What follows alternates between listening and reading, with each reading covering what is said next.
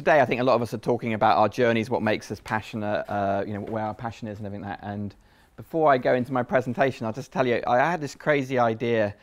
Well, it started in about 92, 93, but that really GDP was the wrong measure of progress for nations. That, it's really just having a crude measure of how much money a nation makes.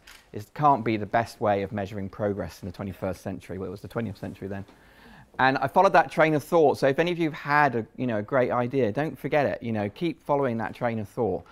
How could we measure progress better? And that led me into doing alternative indicators to GDP in the 90s. In 2000, I set up a group at the New Economics Foundation, which is a think tank on how we can measure progress better. It became the Centre for Wellbeing.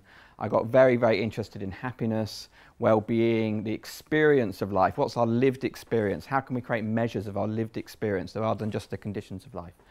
And just following that logic, following that idea through, and obviously sometimes you have to do other things, but it's like keeping that idea going through. So if you've got a great idea, stick with it. So right now, taking those skills that I've done, that I've used for quite a long time and honed over a long time, into the business world, like how can we create metrics of happiness at work and the experience of work? And that's what I'm going to talk about today. But it's a morning and the sun's just come out, and I think it's always good to reach for one's heroes in life. So here's Tina. Woman with big hair and great voice. What more can you want? And Tina obviously very famously said, what's love got to do with it? I don't know if we've got any singers in here today. Anyone want to try? No, okay. I can't sing. And I did ask Lawrence if he could get the music, but And she was talking here about, the serious business of her heart. Yeah? Broken relationships, all those sort of things. And, what has happiness got to do with it? What has happiness got to do with a startup? This is the Happy Startup. We do stuff on happiness at work. What's it got to do with it? And I want to convince you, I think it's absolutely vital. And when I talk about happiness, and you'll see I'm not wearing my Hawaiian thing, because what I'm saying is it's not just this plastic sort of happiness like this. This very thing. Happiness is a really, really vital part of our humanity. And I want to talk to you and make it and convince you why it's really, really important. Any of you studied psychology at university? A couple of you. Did you see this picture when you were studying psychology? Very famous picture from 1960s psychology by a psychologist called Paul Ekman. And he took photographs of actors, as it happens, expressing different emotions. His idea, and he's still working today in his 70s, 80s on psychology of emotions. There's someone following his passion all the way through his career. He basically had this idea that we had a set of universal emotions as human beings, and these were across all cultures. And so he took these photographs, all around the world, and he looked to see whether people with different languages, different cultures had words for all of these, and they did. Even to pre-written language tribes in Papua New Guinea, he took these photographs. They could recognize these emotions and had distinct names for them. So who wants to play Name the Emotion? Okay. Yeah? Yeah. What are you going to play? Oh, sorry, we've got discuss top right. Discuss top right, yes.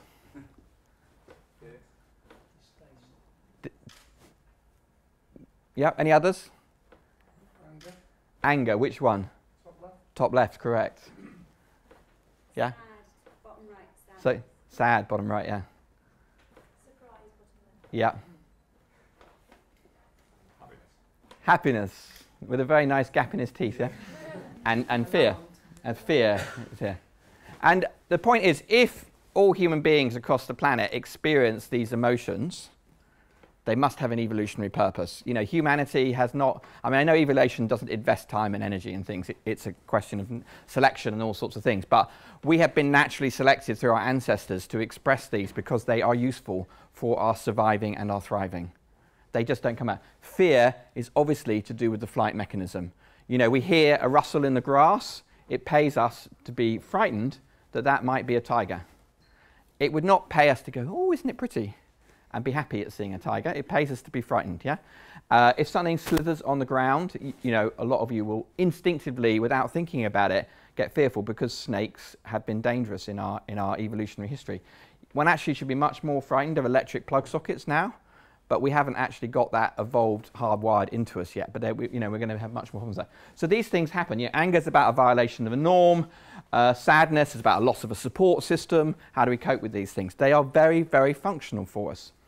And the so-called negative emotions, which is, you know, fear, anger, sadness, these sort of things, have been understood from an evolutionary perspective for quite a while about how they're working. But no one's paid so much attention about what the positive emotions are. What are they for? And happiness has mainly been understood as a signal of good functioning. That, you know, I'm happy, carry on. So instead of keep calm and carry on, it's, you know, if happy, carry on, is sort of the way it's been understood. But there's been this fantastic new exploration of the positive side of life, mainly led by someone called Marty Seligman in the States, about positive psychology. And what are the positive emotions for? And probably the best researcher in this space is Barbara Fredrickson. Barbara is from the University of North Carolina, and she has created this theory which is very empirically based. She is an empirical psychologist, a lab-based psychologist, which means she experiments on people, basically. And so she will sort of get half of the room here to show you a video of something really nice like cats playing. And she'll show the other half of you something really nasty like cats being run over by cars or split open or something disgusting, yeah? And so she's manipulated your moods, and she then experiments about how you perform functions differently, tasks differently. And the big thing that she discovers is I mean, that's such a potted history of a massive career, she's stellar, is that positive emotions broaden our repertoire of responses and actions. They help us do more things. They help us be more creative. The myth of the depressed creative is a myth. There is something which I'm sure many of you heard of called bipolar depression, which is when people go up and down, and some of those people can be highly creative, but they are not highly creative when they're right down in their pits, when they're drinking, when they're lying on their beds, when they're feeling suicidal, those sort of things. They're not creative then. They're creative when they're on the way up. Bipolar depression is very genetically based, and it affects probably just 1% of the population. Unipolar depression is the much more common form of depression in our society, running anywhere, the estimates are between 8 and 20% of the population. And if you live with someone, or you've been depressed, or you have a friend that's depressed, they are uniformly down. They are not creative, okay? So the point is that happy, engaged people are much more creative, which is great for business and all sorts of things. Well, obviously, also, if you're happy, you smile. And a smile is an approach goal. A smile means you can talk to me. So obviously, people who are happier are going to build better relationships. If you're always scowling and unhappy, people are going to stay away from you. You're going to give out a force field that says, yeah. So it's like, you know, there's doing this. And what she also shows is that over time, this builds our resources, what she calls, basically builds our confidence, our resilience. You know, if we have a lot of positive experiences, you know, we feel better, we expand. You know, and this happens in the moment and over time. So, you know, you're at work, someone says something nasty and barbed to you, and you know, you shrink a bit. Someone says good, and, you know, so in a business context, catch people doing things right. Tell them that they're doing it right, because that actually will build confidence as well. And the big take-home message really is that positive emotions are about opportunities. Negative emotions are functional, highly functional, but they're about threats. So it's important to survive, but if you want to thrive, you've got to think on the positive side much more. So the next thing to notice about this picture is that we can see what these emotions are. We can read them. So if it was just about my own functioning, my happiness, my anger, my sadness was about my functioning, I could keep it to myself. It's useful information for me, helps me function better. But why are these people expressing it on their face? Why can we read that? Because probably, though this is, you know, not proven, but probably emotions are pre-language in our evolutionary history. We probably coordinated behavior as a species through our emotions. Someone found a bush of berries or saw an animal they wanted hunting. It was really good to be enthusiastic because you could communicate to other people to help you to harvest, to hunt, whatever. So that actually mobilized energy for you to do that. Fear, obviously, if you're frightened, it's better that everyone else picks up that you're frightened, because we should be frightened as a group. So we communicate through this. It's why I think, though I don't have evidence for this, but all of us will walk into a room and we can feel something well before we know what's going on in that room. We get a sense of what's going on. Something's up in this room, the tension's here, something, or, you know, there's just a vibe, and we pick it up. We can't even necessarily put that into language, but we are exquisitely sensitive as creatures to these emotional fields around us. So they're very, very important to us. And there's a whole thing, I mean, this is, you know, obviously people laughing together. It actually looks slightly mad if you laugh on your own. If you're walking down the street smiling and laughing, that looks wrong. It does, doesn't it? It's a social activity. Happiness is almost a social emotion. It's something we do together in groups. We bond with our happiness and our positive expressions going on. And this is a whole thesis of something which is a great piece of research called Connected. They draw these maps of social networks. These are hugely expensive pieces of research to do. This is from the Framlington Health Study in the States. They follow people over a long period of time. They know there's people they interact with. The yellows and the greens, perhaps it's a bit better to see it, not much brighter, are all different, you know, good and bad things. They've done them for obesity, smoking, all sorts of things where people collect together. So happy people attract other happy people. Miserable people, one, have less connections, but they also tend to hang out with other miserable people. But also emotions flow through networks. So very famously, all human beings are supposed to be only 6 degrees of separation from everybody else on the planet. You know someone knows someone, and then you get to the last person in China or whatever. So the 6 degrees of separation, it's an exponential relationship as you move out. But happiness and unhappiness travel through a group to 3 degrees of separation. So your happiness, unhappiness affects your friends, which affects their friends, which affects their friends. And the third order is still statistically significant effect. It's obviously smaller than the first order effect, but it carries on. So if you think in your organization, in your friendship networks, then these things are traveling around. By the way, tip for finding a romantic partner is ask your friend's friend for a friend. Because that's the most likely way that you'll find. So, you know, you ask your friend and say, oh, I've got a friend who's got a friend. That's sort of the level that you're most likely to find someone that's sort of like you. And that actually, if you ask for your friend's friend for their friend, you've probably reached out to about 4,000 people, as in from where you are. And probably the stats on finding a suitable romantic partner are about 1 in 2,000 people you'd be compatible with, as in genuinely, fully compatible with. So these networks are very, very useful for all sorts of things. Okay, I wanted to say quickly 3 pieces of great research that together show that happiness is a serious business. The first one is our friend Barbara again. Positive emotions at work.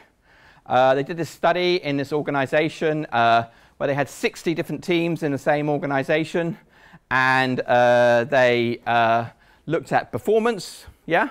They already knew how these teams were doing in the key performance indicators for the whole organization, how profitable they were, how the customer satisfaction, the way that they measure performance. And then they looked at their team meetings, and they looked at how positive they were to each other or how negative they were to each other. Were they supportive, encouraging? Were they negative? Were they sarcastic? Okay?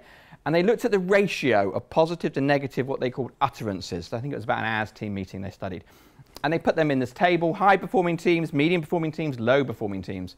And the ratio is startling. The high-performing teams had 5 or 6 positive expressions to every negative one. The low-performing teams had 3 negative to every positive.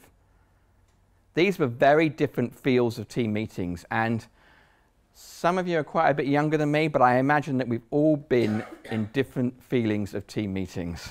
Some are grinding, boring, dull, draining. Isn't it strange how when we're not involved in a meeting, it's more tiring than when we are involved in a meeting? We actually get energy from being engaged and enthusiastic about things. And what they showed was that there's this sort of magic ratio of somewhere between 3 positives to 1 negative, right up to 8 positives to 1 negative, where teams are highly functional. they did show that if you go over 8 to 1, you also sort of get into a space where you're all a bit happy. And, you know, you need some grit in the system. Those negative emotions are functional. It is suitable to be frightened of things sometimes. If mothers were never anxious, not many children would survive. These things are highly functional for us. NASA have one of the space shuttle crashes, they brought back down to the culture that too many people were agreeing with each other. There was not enough challenge in NASA. Too many people going, yeah, this is great, right? Challenge is good, grit is good too. Don't throw the baby out with the bathwater. But continually being negative is very, very bad and stifling. That's research number 1. Research number 2, and the point here really is that the Fredrickson and Lasada research is not causal. It is saying that high-performing teams are characterized by being happy. It does not say which way round it is. I want to show you a piece of research which proves that it's happiness that leads to performance more than performance that leads to happiness. Okay? This is from Gallup. Looked at happiness and performance through time. 2,000 teams over time, okay? They looked at happiness at time 1, performance at time 2. Happiness at time 2, performance at time 2. Is it happiness leading to performance? Is it performance leading to happiness? Is it both? And what they showed in their model was that they both fitted, but happiness to performance was twice as strong an effect. It's a statistical methodology called structural equation modeling or pathway analysis. It's as close as you get to a proof of causality. Strictly speaking, it's not quite a proof, but it will do. And this is Jim Harter, who's Gallup's head of Wellbeing research. Gallup is not a radical organization in the world, yeah? And he said, these data suggest that the impact of happiness at work on performance is twice as large as from performance to happiness at work. This is, startling stuff. If you want to have a business model based on happiness, this could be a smart thing. Tony Hsieh at Zappos is a smart young man. And what he said was he wanted happy customers. He realized the only way to get happy customers was to have happy employees. Focus on the culture, good things will happen. It works, but it isn't taken seriously. Still isn't taken seriously. If any of you are looking for investment, are any of your investors asking you about how happy you are as an organization? I doubt it. They should do. Here's a piece of research from, this is the Provocation really, which is Business Week, which is some sort of rag selling stocks and shares. The management are focused on the employees to the detriment of shareholders. Why would I want to buy a stock like that? Okay, this is the company he was actually talking about, Costco. I have lots of criticisms of big supermarkets, but of course I use them myself, so I'm a hypocrite. But whatever you think about them, Costco come in the Great Place to Work list in the US very regularly. Their CEO at this time said, I happen to believe that in order to reward the shareholder in the long term, you have to please your customers and your employees. And this stock analyst was saying, they're focusing too much on employees and not shareholders. Why is he wrong? Well, if you look at the stock market and you take all the people in the Great Place to Work list at time 1. So the Great Place to Work list is released sometime. Let's say it's January the 1st. Just create a portfolio that invests in those companies, okay, and compare them to the best of sector, to the sector analysis of all those other companies that they should be competing with. And at the end of the year, you've got a return which is between 2.3 and 3.8% higher than their natural competitors in those sectors. That's 3% higher. I mean, the stock market, that's a huge, huge effect. So these stock analysts, this guy, and I'm sure it's a guy, is a fool. His job is to pick people who are going to go, stocks that are going to get better. And he is absolutely missing a piece of information that is vital to that. So if you're going to your investors and they're saying you're focusing too much on your culture, show them this piece of research by Alex Edmonds, and I'm sure people can have the reference to this slide afterwards if they want to. Okay, because they need to wake up to that fact. The compounding effect is... Yeah. Over a long period, it's very, very big, the compounding effect. So, basically, we at Happiness Works, we are a startup. Stu and Bassam and Irena are all here from Happiness Works at the moment. And we're just 6 of us, and we're basically taking this crazy idea that the business metric of the future should be happiness and we think that organizations need to get a handle on this, and if they want to create happy cultures, then one of the things they can do is to measure what's going on. So we are basically creating fun, easy to use surveys. Any of you can try our survey for free. What it does is it uses new technology and it gives you instant results about your happiness at work, so that you can learn. If we want to get into a space where we want to improve happiness at work, then we have to get people on a learning journey about how can they be happier, how can their team be happier. Numbers, as I said, we all feel these things going on. Creating simple numbers is one way of making those feelings more visible, that they can be talked about. That's the trick with numbers. The second decimal place is not exceptionally important here. It's actually, can we just get a handle on this? How are we comparing to others? How can we improve? You get lots of charts straight away, but basically the idea is they're easy, friendly to use, and everybody gets them at the same time. And some of them are more complicated, but if you want to understand what that model is, I do free webinars every 3 weeks. You can sign up for one of the free webinars, and I'll explain to you the dynamic model and about how happiness is really important at work, or your friends. You get breakdowns by team and everything like that. I'll give you 2 tips. One is that around happiness at work and measurement and anything like that, if you do any surveys, transparency really matters. Don't just hold on to the data yourself. Release it to absolutely everybody. And secondly, it's the conversations that create change. It's not the numbers. Okay? So it's about the discussions you have from results. It's about the changes in your behavior by looking at them. I sometimes talk about the fact that our surveys are like a mirror. You look in the mirror, you see what is. But they're also like a window because you can see through the mirror to what could be. And that's what you're trying to do, is pull people into that space of where you could be.